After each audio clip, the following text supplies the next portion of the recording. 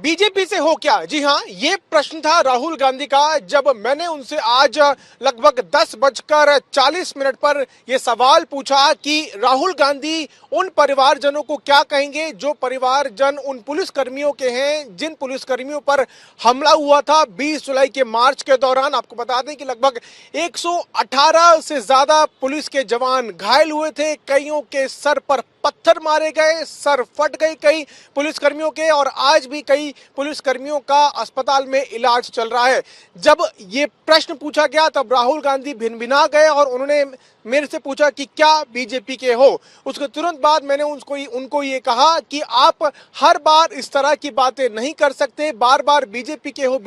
बोल के सवाल से नहीं जा सकते। और उसके बाद राहुल गांधी ये बोलने के बाद आगे चले गए और जो धरना प्रदर्शन विपक्ष का उस वक्त मकर द्वार के सामने चल रहा था, वहां उस धरना प्रदर्शन में राहुल गांधी हिस्सा लेने के लिए पहुंच गए। लगभग 10:35 के आसपास विपक्ष का धरना प्रदर्शन संसद भवन के मकर द्वार के बाहर चल रहा था और उसमें इंडिया अलायंस के लगभग सभी दलों ने हिस्सा लिया था। इस धरना प्रदर्शन में न सिर्फ गृह मंत्री अमित शाह के खिलाफ नारे लगाए जा रहे थे, बल्कि चंदा चोर का मुद्दा भी पुरजोर तरीके से उठाया जा रहा था। ये पूरा प्रकरण होने के बाद जिसमें राहुल गांधी ने भी धरना प्रदर्शन में हिस्सा लिया, वो संसद भवन के अंदर चले गए। 11 बजे के आसपास जब लोकसभा की कार्रवाई शुरू हुई तो हंगामे के बीच जल्द ही कार्रवाई स्थगित भी हो गई, यानी 12 बजे तक के लिए कार्रवाई को स्थगित कर दिया गया। उसके कुछ देर बाद यानी लगभग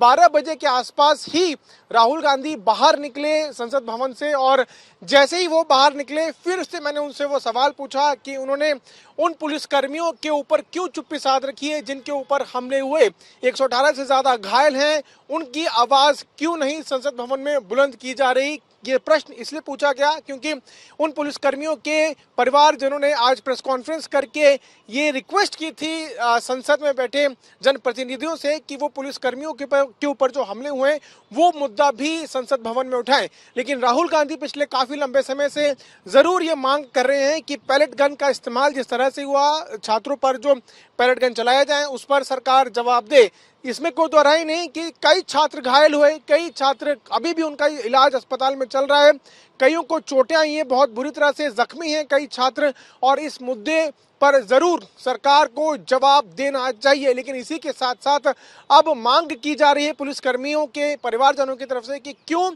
संसद में बैठे प्रतिनिधि ये मुद्दा नहीं उठाते कि पुलिसकर्मियों पर भी हमले हुए। और इसी बात को लेकर आज जब राहुल गांधी से दूसरी बार सवाल पूछा गया तो वो पूरी तरह से चुप्पी साधते हुए संसद भवन से चले गए। ये बहुत महत्वपूर्ण है ये जानना और ये इस बात का उत्तर भी लेना कि जहां पर छात्रों पर हमला हुआ, जहां पर छात्रों को लेकर सवाल विपक्ष के द्वारा पूछे जा रहे हैं, वहीं दूसरी ओर क्या संसद में